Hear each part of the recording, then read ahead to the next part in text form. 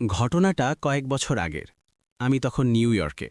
হাড় কাঁপানো শীতের এক বিকেলে আমার লন্ডনে ফেরার ফ্লাইট ছিল। হাতে কিছুটা সময় থাকায় আমি মেট্রোপলিটন মিউজিয়াম অফ আর্টে ঢুকে পড়লাম। গ্যালারিটা ছিল জনশূন্য, নিস্তব্ধ। আমি আসলে খুঁজছিলাম ক্যাফেটেরিয়া, এক গ্লাস চকলেট মিল্ক খাবো বলে। হাঁটতে হাঁটতে হঠাৎ আমার চোখ আটকে গেল একটা ছবির ওপর। ক্যানভাসে আঁকা ছবিটা ১৭৮৬ সালে প্যারিসে বসে এঁকেছিলেন জ্যাক লুই ডেভিড। ছবিতে দেখা যাচ্ছে একজন বয়স্ক মানুষ, যার শরীরটা বেশ শক্তপোক্ত। তিনি বিছানায় বসে আছেন। তার চারপাশে অনেক মানুষ কাঁদছে, হাহাকার করছে। কিন্তু মাঝখানের ওই মানুষটির মুখে কোনো ভয় নেই, কোনো দুঃখ নেই। তিনি শান্তভাবে হাত বাড়িয়ে একটি বিষের পেয়ালা নিচ্ছেন। ইনি সক্রেটিস। এথেন্সের লোকেরা তাকে মৃত্যুদণ্ড দিয়েছে। সালটা ছিল ৩৯৯ খ্রিস্টপূর্বাব্দ।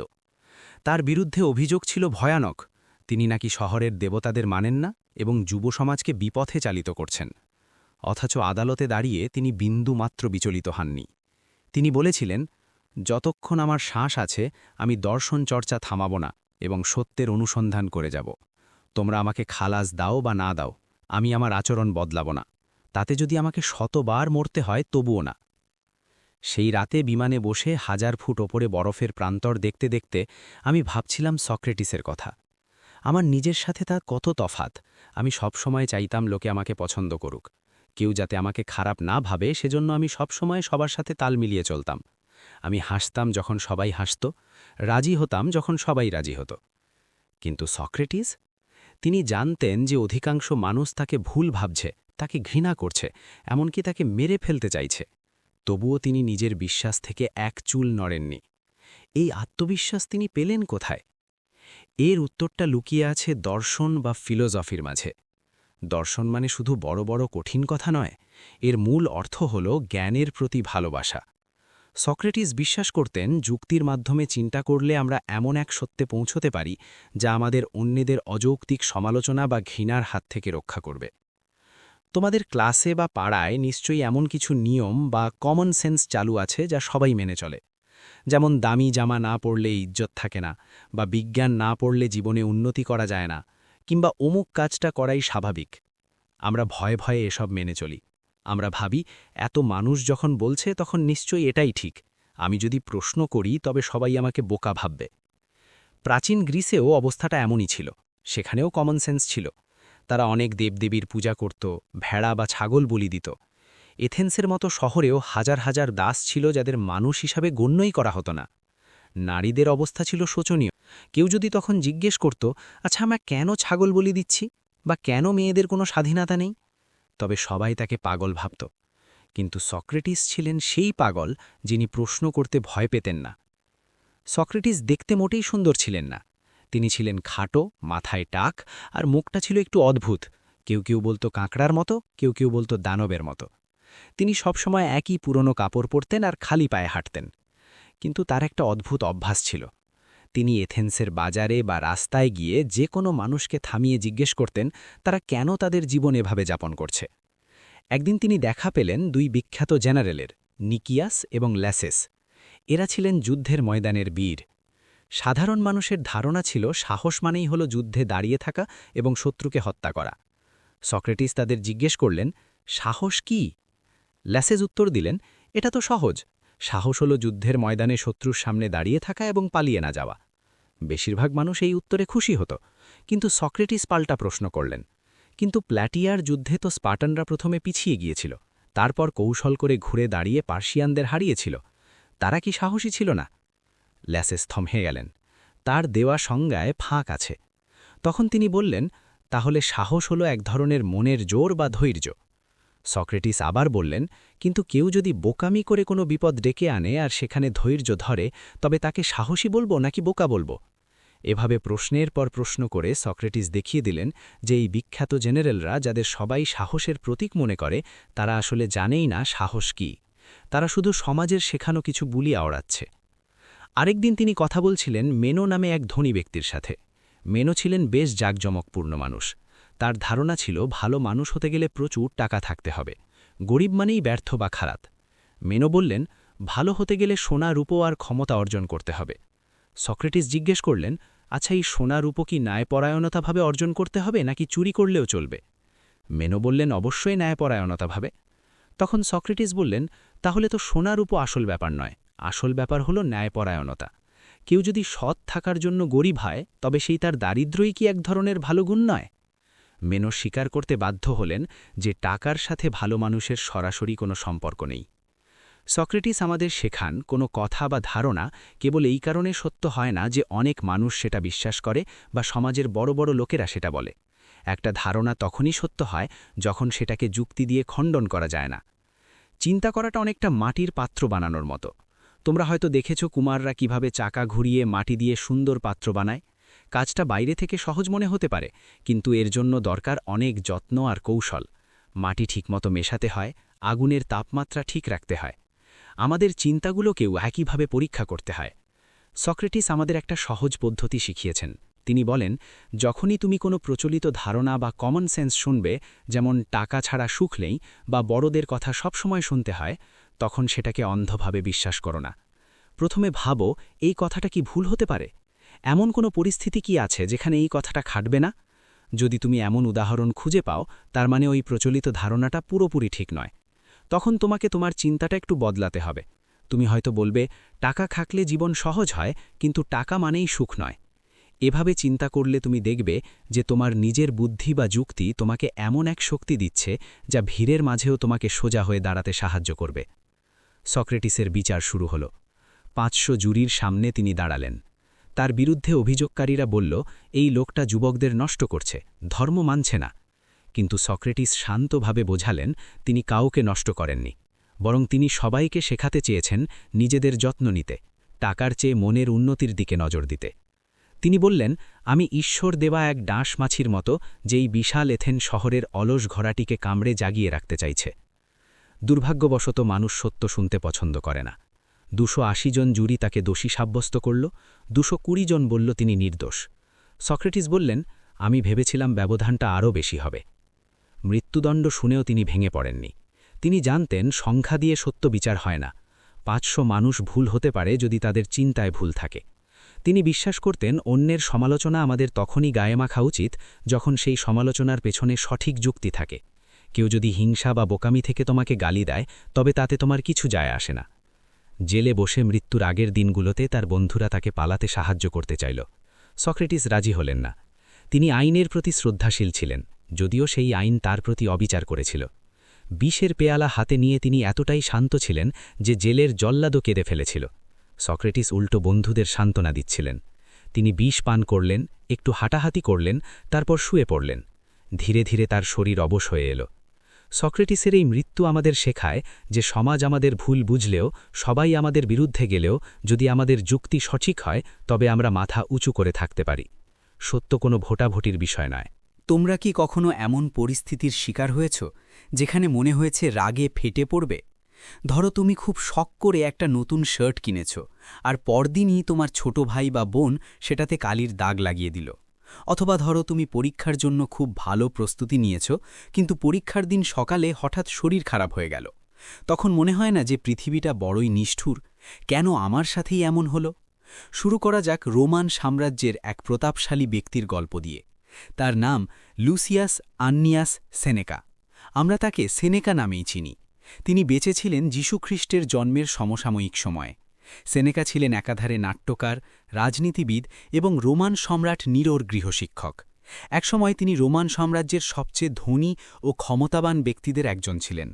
তার বিশাল বাড়ি ছিল, প্রচুর দাসদাসী ছিল, এমনকি তিনি সেই সময়ের সবচেয়ে দামি আসবাবপত্র ব্যবহার করতেন।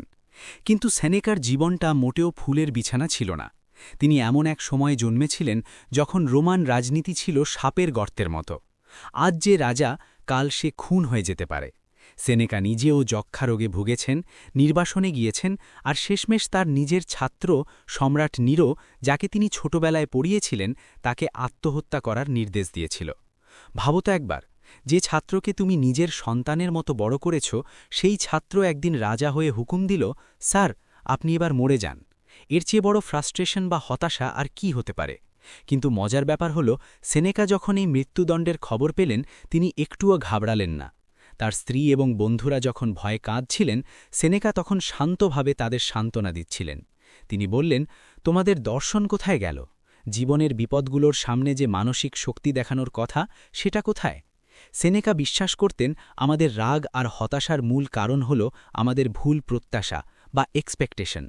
আমরা মনে মনে ধরে নিই যে পৃথিবীটা আমাদের ইচ্ছে মতো চলবে, কিন্তু পৃথিবী তার নিজের নিয়মে চলে। সেনেকা একটা চমৎকার উদাহরণ দিয়েছিলেন। রোমে ভেডিয়াস পোলিও নামে এক ধনী ব্যক্তি ছিলেন। একবার তিনি সম্রাট অগাস্টাসকে দাওয়াত দিলেন। খানাপিনার আয়োজন চলছে, হঠাৎ পোলিওর এক দাস হাত ফসকে একটি অত্যন্ত দামি ক্রিস্টালের গ্লাস ভেঙে ফেলল। পোলিও প্রচণ্ড রেগে গেলেন। তিনি হুকুম দিলেন এই দাসকে এক্ষুনি পুকুরে ফেলে দেওয়া হোক, যেখানে তিনি বিশাল সব ল্যাম্প্রে এক ধরনের রাক্ষসে ইল মাছ পুষছিলেন। মানে দাসটিকে মাছের খাবার বানাতে চাইলেন তিনি। সম্রাট অগাস্টাস এটা দেখে খুব বিরক্ত হলেন। তিনি পোলিওর বাকি সব গ্লাস ভেঙে ফেলার হুকুম দিলেন এবং দাসটিকে মুক্তি দিলেন। এখানে পোলিও কেন রেগেছিলেন? কারণ তিনি বিশ্বাস করতেন যে দামি পার্টিতে গ্লাস ভাঙা উচিত নয়। সেনেকা বলেন, এই বিশ্বাসটাই ভুল। গ্লাস তো ভাঙবেই। গ্লাসের ধর্মই হল ভেঙে যাওয়া। যখন তুমি মেনে নেবে যে গ্লাস ভাঙাটা একটা স্বাভাবিক ঘটনা, তখন তোমার আর অতটা রাগ হবে না। সেনেকা আমাদের শেখান যে রাগ হল এক ধরনের বোকামি। আমরা যখনই কোনো কিছুর উপর রেগে যাই, তখন আমরা আসলে চিৎকার করে বলি, এটা কেন হলো? এটা তো হওয়ার কথা ছিল না। যেমন ধরো, তুমি ডিনার করতে বসেছ, কিন্তু খাবার আসতে দেরি হচ্ছে। তুমি রেগে টেবিল চাপড়ালে। সেনেকা বলবেন, এতে কি খাবার তাড়াতাড়ি আসবে? না, বরং তুমি নিজেকে কষ্ট দিচ্ছ। তুমি যদি আগে থেকেই মেনে নাও যে রাঁধুনির দেরি হতে পারে বা ওয়েটার ভুল করতে পারে, তবে তুমি শান্ত থাকতে পারবে।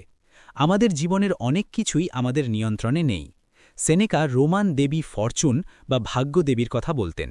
রোমানরা বিশ্বাস করত ভাগ্যদেবী এক হাতে প্রচুর ধনসম্পদ নিয়ে থাকেন আর অন্য হাতে থাকে একটি চাকা বা হাল। তিনি যখন খুশি যাকে খুশি রাজা বানাতে পারেন, আবার মুহূর্তের মধ্যে ভিখারি বানিয়ে দিতে পারেন। সেনেকা বলতেন, আমাদের সবসময় প্রস্তুত থাকা উচিত। আজ তুমি সুস্থ আছো, কাল তুমি অসুস্থ হতে পারো। আজ তোমার অনেক বন্ধু আছে, কাল সবাই তোমাকে ছেড়ে যেতে পারে। তিনি বলতেন, এমন কিছুই নেই যা ভাগ্যদেবী ঘটাতে পারে না। তাই প্রতিদিন সকালে ঘুম থেকে উঠে আমাদের ভাবা উচিত যে আজ কি কি খারাপ হতে পারে। এটাকে বলা হয় প্রি-মেডিটেশন বা আগাম চিন্তা। এটা করলে যখন সত্যি সত্যি খারাপ কিছু ঘটে, তখন আমরা আর আকাশ থেকে পড়ি না, আমরা প্রস্তুত থাকি। সেনেকার তো সুন্দর উপমা দিয়েছিলেন। তিনি বলেছিলেন, আমরা হলাম কুকুরের মতো, আর আমাদের ভাগ্য হল একটা গরুর গাড়ির মতো। কুকুরটি গাড়ির পেছনে দড়ি দিয়ে বাঁধা। গাড়িটি যখন চলে, কুকুরটির কাছে দুটো পথ খোলা থাকে। এক, সে শান্তভাবে গাড়ির সাথে সাথে দৌড়াতে পারে। দুই, সে জেদ করে দাঁড়িয়ে থাকতে পারে বা উল্টো দিকে টানতে পারে। কিন্তু লাভ কি হবে? গাড়িটি তাকে হেঁচড়েতে হেঁচড়েতে নিয়ে যাবেই, উল্টো তার গলায় ব্যথা লাগবে। জীবন হলো ওই গাড়ির মতো। যখন এমন কিছু ঘটে যেটা আমরা বদলাতে পারবো না, যেমন ট্রাফিক জ্যাম, বৃষ্টি বা প্রিয়জনের মৃত্যু, তখন সেটা নিয়ে চেঁচামেচি করা হলো ওই বোকা কুকুরের মতো ব্যবহার করা। বুদ্ধিমান মানুষ পরিস্থিতির সাথে নিজেকে মানিয়ে নেয়। সেনেকা বলতেন, যাকে বদলানো যায় না তাকে সহ্য করাই সেরা। সেনেকার এই স্টোইক বা ধৈর্যশীল দর্শন তাকে শেষ মুহূর্ত পর্যন্ত শান্ত রেখেছিল। যখন সৈন্যরা তাকে মারতে এলো, তিনি ধীর স্থিরভাবে নিজের হাতের রগ কেটে ফেললেন, বিষ পান করলেন এবং শেষমেশ গরম জলের বাষ্পে শ্বাসরোধ হয়ে মারা গেলেন। কিন্তু তিনি ভেঙে পড়েননি। তিনি জানতেন জন্ম যখন হয়েছে, মৃত্যু তখন হবেই। এটা নিয়ে অভিযোগ করার কিছু নেই। সেনেকা আমাদের শেখালেন কিভাবে বাইরের জগতের সমস্যা বা হতাশা সামলাতে হয়। কিন্তু আমাদের আরেকটা বড় সমস্যা আছে, যেটা বাইরের জগৎ থেকে আসে না, আসে আমাদের নিজেদের ভেতর থেকে। সেটা হলো নিজেকে ছোট মনে করা বা ইনএডিকুয়েসি। ধরো, তুমি ক্লাসে ফার্স্ট হতে পারোনি, বা তুমি দেখতে সিনেমার হিরোদের মতো নাও, অথবা তুমি গুছিয়ে কথা বলতে পারো না। তখন মনে হয়, ধুর, আমাকে দিয়ে কিচ্ছু হবে না। এই হীনমন্যতা দূর করতে আমরা যাব ১৬শ শতাব্দীর ফ্রান্সের এক পুরনো দুর্গে, যেখানে মাইকেল ডি মন্টেইন নামে এক ভদ্রলোক বাস করতেন। মন্টেইন ছিলেন একজন জমিদার। তার বিশাল লাইব্রেরি ছিল, যেখানে তিনি দিনের পর দিন বই পড়তেন। কিন্তু তিনি নিজেকে কখনো পণ্ডিত ভাবতেন না, বরং তিনি নিজেকে খুব সাধারণ, এমনকি বোকা ভাবতেও পছন্দ করতেন। তিনি তার বিখ্যাত বই এসেজ বা প্রবন্ধে নিজের সম্পর্কে এমন সব কথা লিখেছেন যা সাধারণত কেউ লেখে না। মন্টেনের লাইব্রেরির ছাদে বড় বড় অক্ষরে কিছু বাক্য লেখা ছিল, যেমন, আমি একজন মানুষ, মানুষের কোনো কিছুই আমার কাছে অপরিচিত নয়। অথবা, পৃথিবীর সবচেয়ে জ্ঞানী লোকটিও জানে না যে সে আসলে কিছুই জানে না। মন্টেন দেখলেন, আমরা নিজেদের নিয়ে খুব বেশি লজ্জিত থাকি। আমাদের মনে হয় বিখ্যাত লোকেরা বুঝি আমাদের মতো টয়লেটে যায় না, বা তাদের কখনো পেটে গ্যাস হয় না। কিন্তু মন্টেইন খুব স্পষ্ট ভাষায় বললেন, পৃথিবীর সবচেয়ে উঁচু সিংহাসনে বসে থাকলেও আমরা আসলে আমাদের নিতম্বের উপরেই বসে থাকি। মানে তুমি রাজা হও আর ভিখারি হও, শরীর সবারই এক। রাজাদেরও টয়লেটে যেতে হয়, দার্শনিকদেরও পেটে ব্যথা হয়, সুন্দরী নারীদেরও টয়লেটে যেতে হয়। এটা নিয়ে লজ্জা পাওয়ার কিছু নেই। মন্টেইন একটা মজার গল্প বলেছিলেন। তার এক বন্ধুর বাসর রাতে সমস্যা হয়েছিল। বন্ধুটি এত টেনশনে ছিল যে সে ঠিকমতো পারফর্ম করতে পারেনি। এতে সে খুব লজ্জিত হয়ে পড়ে এবং ভাবে সে বুঝি পুরুষ হিসেবে ব্যর্থ। মন্টেইন বললেন, এটা মোটেও ব্যর্থতা নয়। শরীর সবসময় আমাদের কথা শোনে না। আমাদের হাত পা যেমন আমাদের হুকুম মানে, আমাদের শরীরের সব অঙ্গ সবসময় তেমনটা করে না। এটা খুবই স্বাভাবিক। এটাকে নিয়ে অতিরিক্ত চিন্তা করলেই বরং সমস্যা বাড়ে। মন্টেইন আমাদের শেখালেন যে আমাদের শরীরকে ঘৃণা করা উচিত নয়। আমরা মানুষ, আমাদের শরীর রক্তমাংসে গড়া, কোনো মার্বেল পাথরের মূর্তি নয়। মন্টেইন আরেকটা গুরুত্বপূর্ণ বিষয় নিয়ে কথা বলেছেন, সাংস্কৃতিক হীনমন্যতা। মন্টেইন একবার ভ্রমণে বেরিয়েছিলেন। তিনি সুইজারল্যান্ড ও জার্মানি হয়ে ইতালিতে গিয়েছিলেন। তিনি দেখলেন ফরাসিরা যেখানে ফায়ারপ্লেস বা অগ্নিকুণ্ড ব্যবহার করে ঘর গরম রাখে, জার্মানরা সেখানে লোহার স্টোভ বা চুলা ব্যবহার করে। ফরাসি পর্যটকরা জার্মান স্টোভ দেখে নাক সিটকাত, বলতো এতে মাথা ব্যথা হয়। আবার জার্মানরা ফরাসিদের অগ্নিকুণ্ড দেখে হাসত। মন্টেইন দেখলেন আসলে দুটোই ঠিক, এক এক দেশের নিয়ম এক এক রকম। তখনকার দিনে ইউরোপীয়রা আমেরিকার আদিবাসীদের বর্বর বলত, কারণ তারা জামা কাপড় পরত না এবং কখনো কখনো মানুষের মাংস খেত। মন্টেইন বললেন, ইউরোপীয়রা তো আরও খারাপ কাজ করে। তারা জ্যান্ত মানুষকে আগুনে পুড়িয়ে মারে, টর্চার করে। আদিবাসীরা তো অন্তত মরা মানুষকে খায়। মন্টেইন বললেন, আমরা যা কিছুতে অভ্যস্ত নই তাকেই আমরা বর্বর বলি। মন্টেইন আমাদের শেখান যে স্বাভাবিক বা নরমাল বলে নির্দিষ্ট কিছু নেই। তোমার বন্ধু যদি তোমার চেয়ে আলাদাভাবে চিন্তা করে বা আলাদা খাবার খায়, তার মানে এই নয় যে সে ভুল, সে শুধু আলাদা। এই উদারতা থাকলে আমরা নিজেদের এবং অন্যদের আরও সহজে গ্রহণ করতে পারব।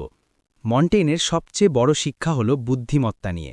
স্কুলে বা সমাজে আমরা মনে করি যে যত কঠিন কঠিন বই পড়ে, যে যত জটিল অঙ্ক পারে, সে তত বুদ্ধিমান। মন্টেইন এটার ঘোর বিরোধী ছিলেন। তিনি বলতেন, শুধু বই পড়লেই কেউ জ্ঞানী হয় না। তোতা পাখিও তো কথা বলতে পারে, তাই বলে কি সে জ্ঞানী? তিনি বলতেন, আসল জ্ঞান হলো সেটাই যা আমাদের সুখী হতে সাহায্য করে। ধরো একজন লোক অনেকগুলো ডিগ্রি নিয়েছে, কিন্তু সে জানে না কিভাবে রাগ সামলাতে হয় বা কিভাবে স্ত্রীর সাথে ভালো ব্যবহার করতে হয়।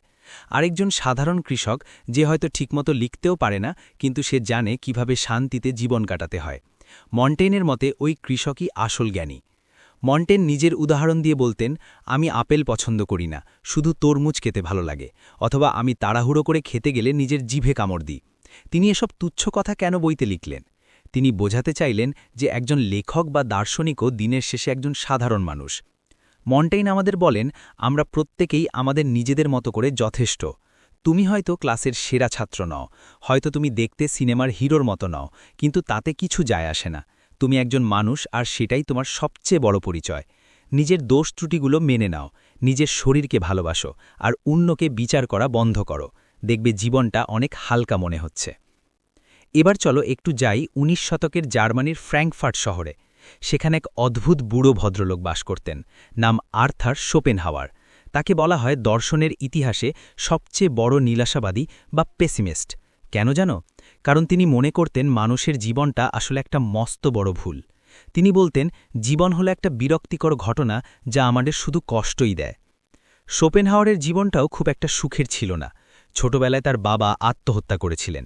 তার মা ছিলেন খুব শৌখিন এবং পার্টি করতে পছন্দ করতেন। ছেলের গমগমে স্বভাব তিনি একদম সহ্য করতে পারতেন না। মা ও ছেলের সম্পর্ক এত খারাপ ছিল যে একসময় তারা একে অপরের মুখ দেখাও বন্ধ করে দেন। শোপেনহাওয়ার সারা জীবন একা ছিলেন। তার কোনো স্ত্রী বা ছেলে ছিল না। তার একমাত্র সঙ্গী ছিল এক গাঁডা সাদা রঙের পুডল কুকুর। তিনি এদের নাম দিতেন আত্মা বা বিশ্ব আত্মা। মানুষের চেয়ে কুকুরদের সঙ্গই তার বেশি পছন্দ ছিল। এখন তোমরা ভাবতে পারো, এমন খিটখিটে নিরাশাবাদী চিরকুমার মানুষ আমাদের ভালোবাসা নিয়ে কি শেখাবেন? মজার ব্যাপার হলো, প্রেম ও ভালোবাসা নিয়ে দর্শনের ইতিহাসে সবচেয়ে গভীর এবং চমৎকার কথাগুলো এই মানুষটিই বলে গেছেন। শোপেনহাওয়ার লক্ষ্য করলেন, আমরা প্রেমকে খুব রোম্যান্টিক চোখে দেখি। আমরা ভাবি প্রেম মানে হলো দুটি মনের মিলন, সুখের সংসার, আর সারা জীবন একসাথে হাতে হাত রেখে চলা। কিন্তু বাস্তবতা হলো, প্রেম আমাদের জীবনকে এলোমেলো করে দেয়। প্রেমের কারণে রাজারা রাজত্ব হারান, বুদ্ধিমান লোকেরা বোকামি করেন, আর সাধারণ মানুষ তাদের মান সম্মান সব বিসর্জন দেয়। মন্টেইন ভাবলেন, যেই জিনিসটা এত গণ্ডগোল পাকায় সেটা কি শুধুই একটা তুচ্ছ আবেগ হতে পারে? না, এর পেছনে নিশ্চয়ই বড় কোনো কারণ আছে। শোপেনহাওয়ার আমাদের শোনালেন এক ভয়ানক সত্য। তিনি বললেন, আমরা ভাবি আমরা আমাদের নিজেদের ইচ্ছায় প্রেম করছি, নিজেদের সুখের জন্য সঙ্গী খুঁজছি, কিন্তু আসলে আমরা একটা বিশাল প্রাকৃতিক শক্তির হাতের পুতুল মাত্র। এই শক্তিটার নাম তিনি দিলেন উইল টু লাইফ বা বেঁচে থাকার ইচ্ছা। এই উইল বা প্রকৃতি চায় মানুষ প্রজাতিটি টিকে থাকুক, সে চায় আমরা সন্তান জন্ম দেই এবং বংশবৃদ্ধি করি। কিন্তু সমস্যা হলো, সন্তান লালন পালন করা অনেক কষ্টের কাজ, এর জন্য অনেক ত্যাগ স্বীকার করতে হয়। মানুষ যদি নিজের বুদ্ধিতে চলত, তাহলে সে হয়তো কখনোই এই ঝামেলার মধ্যে যেত না। তাই প্রকৃতি বা উইল আমাদের সাথে একটা চালাকি করে, সে আমাদের মাথায় একটা মোহ বা ইলিউশন তৈরি করে। এই মোহটাই হলো প্রেম। প্রকৃতি আমাদের বোঝায় যে অমুক মানুষটির সাথে প্রেম করলেই আমরা স্বর্গের সুখ পাব। আমরা সেই মানুষটির জন্য পাগল হয়ে যাই, খাওয়া ঘুম ভুলে যাই। কিন্তু শোপেনহাওয়ার বলছেন, এই যে আমরা পাগল হয়ে যাই, এটা আমাদের নিজেদের সুখের জন্য নয়, এটা হচ্ছে প্রকৃতির ষড়যন্ত্র, যাতে আমরা প্রজনন প্রক্রিয়ায় অংশ নেই এবং পরবর্তী প্রজন্মকে পৃথিবীতে আনি। আচ্ছা, তোমরা কি খেয়াল করেছ আমরা কেন নির্দিষ্ট কিছু মানুষের প্রেমে পড়ি? কেন ক্লাসের সবাইকে ভালো লাগে না, শুধু একজনকে দেখলেই বুকের ভেতর ধক করে ওঠে? শোপেনহাওয়ার এর এক অদ্ভুত বৈজ্ঞানিক ব্যাখ্যা দিলেন।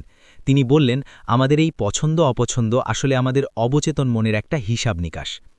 প্রকৃতি চায় পরবর্তী প্রজন্ম, অর্থাৎ আমাদের সন্তানেরা, যেন সুস্থ সবল এবং সুন্দর হয়। তাই আমরা যখন কাউকে পছন্দ করি, তখন আসলে আমাদের উইল বা অবচেতন মন চেক করে দেখে যে ওই মানুষটির সাথে আমার জিন মিললে সন্তান কেমন হবে। শোপেনহাওয়ার এটাকে নিউট্রালাইজেশন বা ভারসাম্য আনা বললেন। ধরো কারো নাক অনেক লম্বা, সে হয়তো নিজের অজান্তেই এমন কাউকে পছন্দ করবে যার নাক ছোট বা বোচা, যাতে তাদের বাচ্চার নাকটা একটা স্বাভাবিক আকারের হয়। কেউ যদি খুব লম্বা হয়, সে হয়তো একটু খাটো কাউকে পছন্দ করবে। কেউ খুব শান্ত হলে সে চঞ্চল কাউকে পছন্দ করবে। এভাবে প্রকৃতি চেষ্টা করে বাবা এবং মায়ের দোষগুণ মিলিয়ে একটা নিখুঁত সন্তান তৈরি করতে। তাহলে প্রেমের সেই তীব্র আকর্ষণ, সেই ওকে ছাড়া আমি বাঁচব না, এসব আসলে প্রকৃতির একটা ট্রিক বা কৌশল। প্রকৃতি আমাদের হরমোন আর আবেগ ব্যবহার করে আমাদের দিয়ে তার কাজ করিয়ে নেয়। এখন আসি ব্রেকআপ বা রিজেকশনের কথায়। ধরো তুমি কাউকে খুব পছন্দ করো, কিন্তু সে তোমাকে পাত্তাই দিল না, অথবা কিছুদিন প্রেমের পর সে তোমাকে ছেড়ে চলে গেল। তখন মনে হয় আমার মধ্যেই নিশ্চয়ই কোনো সমস্যা আছে, বা আমি বোধহয় ভালোবাসার যোগ্য নই। শোপেনহাওয়ার এখানে আমাদের এক বিশাল সান্ত্বনা দিলেন। তিনি বললেন, রিজেকশন বা প্রত্যাখ্যান মানে এই নয় যে তুমি মানুষ হিসেবে খারাপ বা দেখতে উচ্ছিত। এর সহজ মানে হল, প্রকৃতি মনে করেছে তোমাদের দুজনের ডিএনএ বা জিন মিলে খুব একটা সুবিধাজনক সন্তান তৈরি হবে না।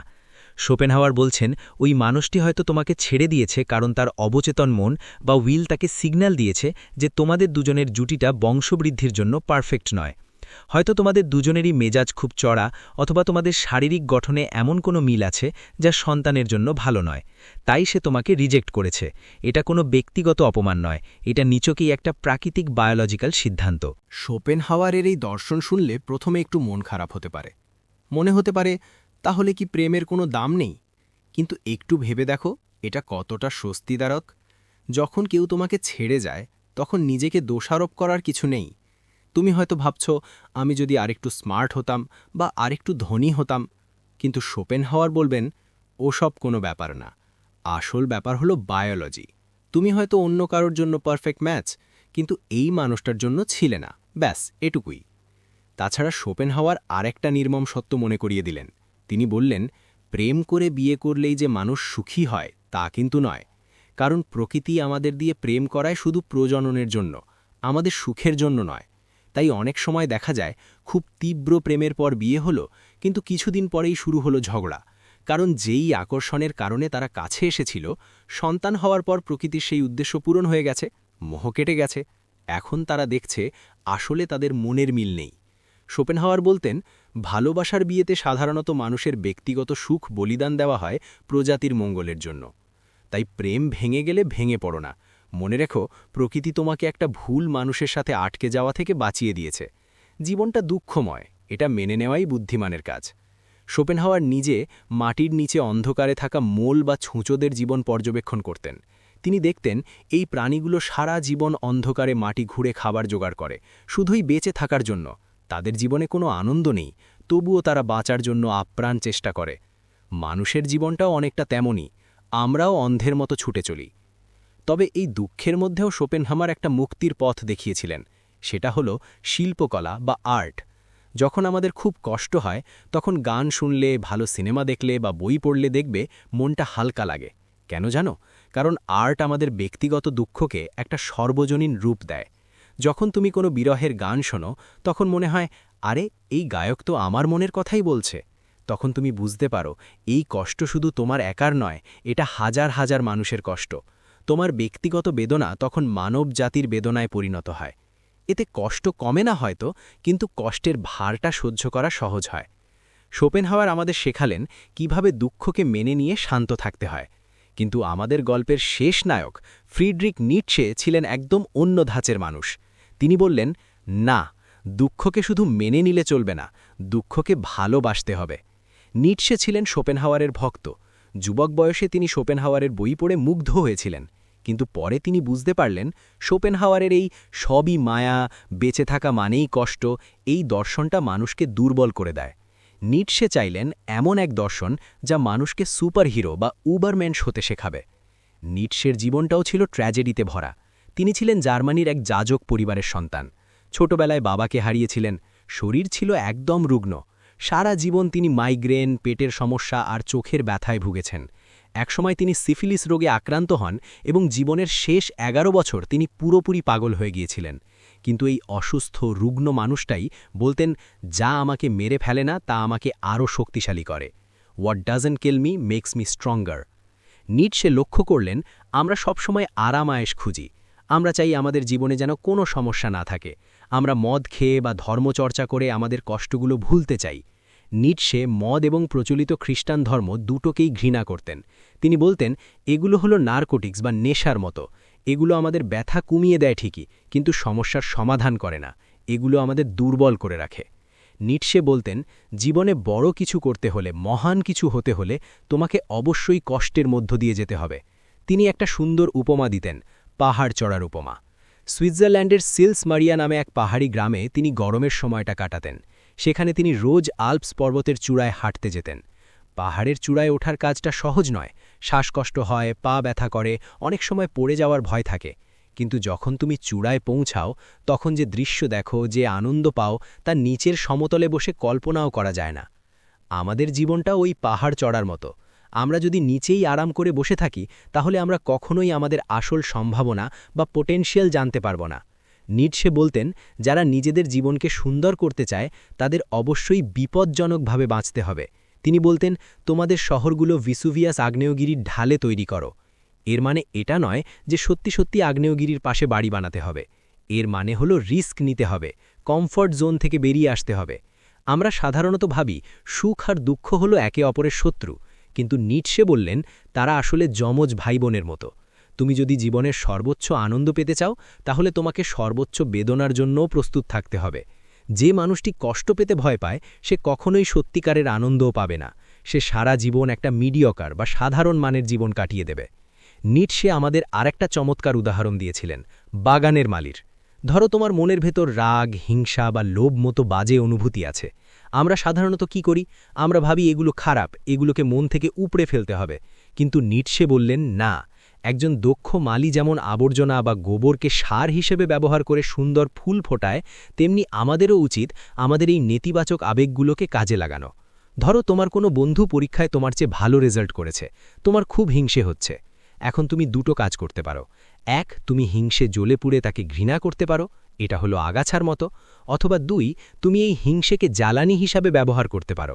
তুমি ভাবতে পারো, ও পারলে আমি কেন পারব না। এই জেদ তোমাকে আরও বেশি পড়াশোনা করতে সাহায্য করবে।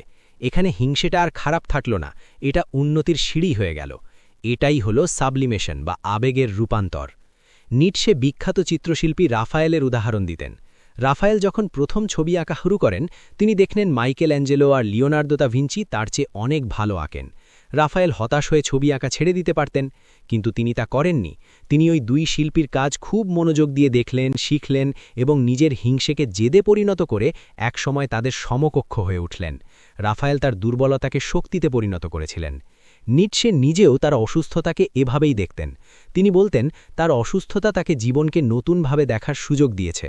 তিনি যখন ব্যথায় কাতরাতেন তখন সাধারণ মানুষের চেয়ে অনেক গভীর চিন্তা করতে পারতেন। তিনি বলতেন তার দর্শন হল তার কষ্টের ফসল। জীবনের শেষ দিকে নিটশে পাগল হয়ে গিয়েছিলেন। 1889 খ্রিস্টাব্দের জানুয়ারি মাসে ইতালির তুরিন শহরে এক অদ্ভুত ঘটনা ঘটে। নিটশে রাস্তা দিয়ে হাঁটছিলেন। হঠাৎ দেখলেন এক ঘোড়ার গাড়ির চালক তার ঘোড়াটাকে খুব মারছে। ঘোড়াটা নড়তে পারছে না, তবুও লোকটা চাবুক মেরেই যাচ্ছে। এই দৃশ্য দেখে নিটশে আর ঠিক থাকতে পারলেন না। তিনি দৌড়ে গিয়ে ঘোড়াটার গলা জড়িয়ে ধরেন এবং কান্নায় ভেঙে পড়েন। এরপর তিনি জ্ঞান হারান। তাকে যখন বাড়ি নিয়ে যাওয়া হয় তখন তিনি পুরোপুরি মানসিক ভারসাম্য হারিয়ে ফেলেছেন। এই মহান দার্শনিক, যিনি সারা জীবন কঠোর হওয়ার কথা বলতেন, সুপারম্যান হওয়ার কথা বলতেন, তিনি শেষমেশ একটি অবলা প্রাণীর কষ্টে কেঁদে পাগল হয়ে যান। এটা আমাদের শেখায় যে তিনি আসলে কতটা সংবেদনশীল ছিলেন। তার কঠোর দর্শন আসলে ছিল তার নিজেরই অতি সংবেদনশীল মনকে রক্ষা করার একটা ঢাল। শোপেনহাওয়ার এবং নিটশে দুই মেরুর মানুষ। শোপেনহাওয়ার বললেন জীবনটা কষ্টের, তাই আশা ছেড়ে দাও, শান্ত থাকো। আর নিটশে বললেন জীবনটা কষ্টের, তাই সেই কষ্টকে আলিঙ্গন করো, লড়াই করো আর মহান হও। একদম সব শেষে একজন ইগনোর্ড দার্শনিকের কথা বলি।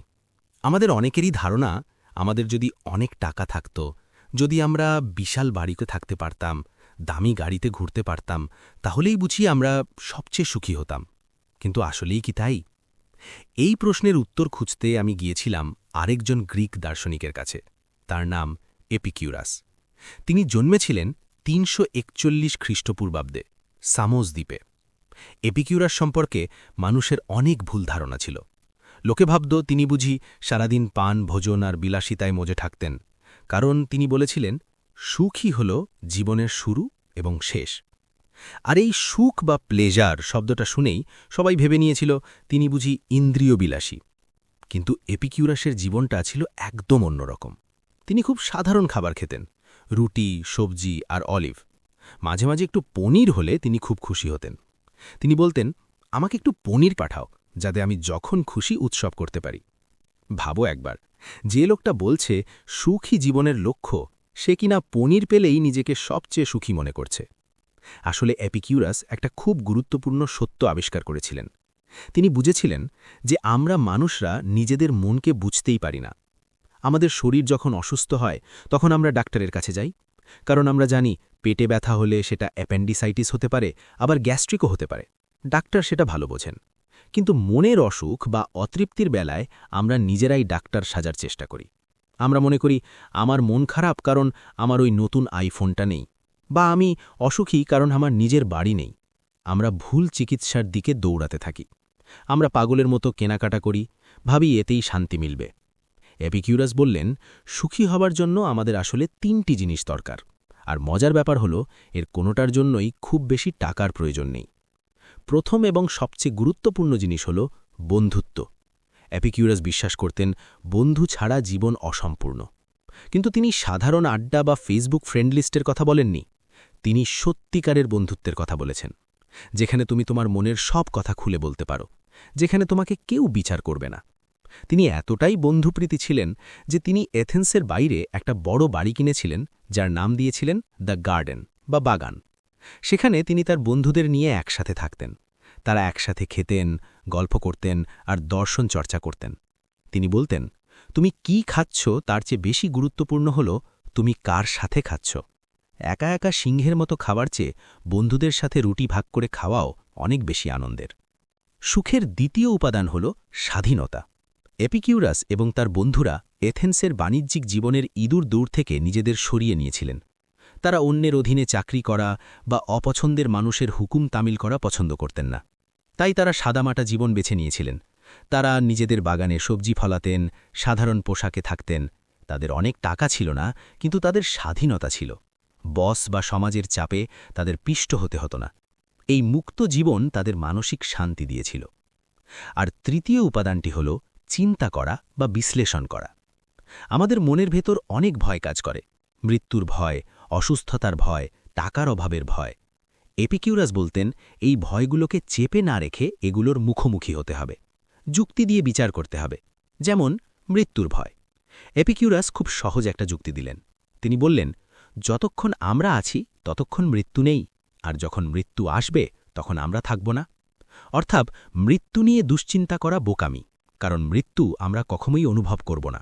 যখন মরে যাব তখন তো আর অনুভবের ক্ষমতাই থাকবে না। এপিকিউরাস আমাদের চাহিদাকে 3 ভাগে ভাগ করেছিলেন। 1. প্রাকৃতিক এবং প্রয়োজনীয়, যেমন বন্ধু, স্বাধীনতা, চিন্তা, খাবার, আশ্রয়, কাপড়। 2. প্রাকৃতিক কিন্তু অপ্রয়োজনীয়, যেমন বিশাল বাড়ি, পৃথক চাকর, ভোজ, দামি খাবার। আর 3.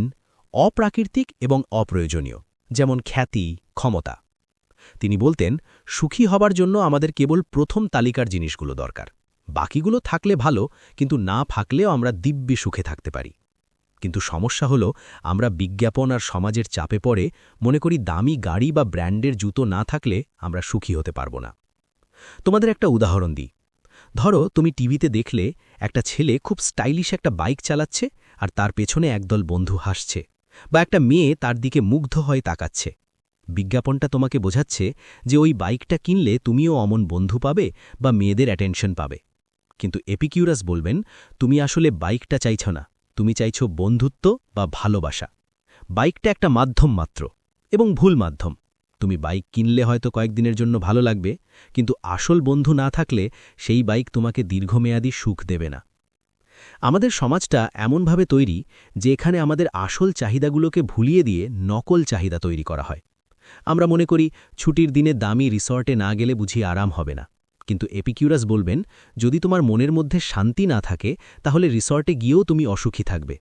আর যদি তোমার সাথে মনের মতো মানুষ থাকে তাহলে বাড়ির ছাদে বসে চা খাওয়াটাও স্বর্গের মতো মনে হতে পারে। টাকা আমাদের অভাবের কষ্ট দূর করতে পারে, কিন্তু একটা নির্দিষ্ট পর্যায়ের পর টাকার সুখ বাড়াতে পারে না।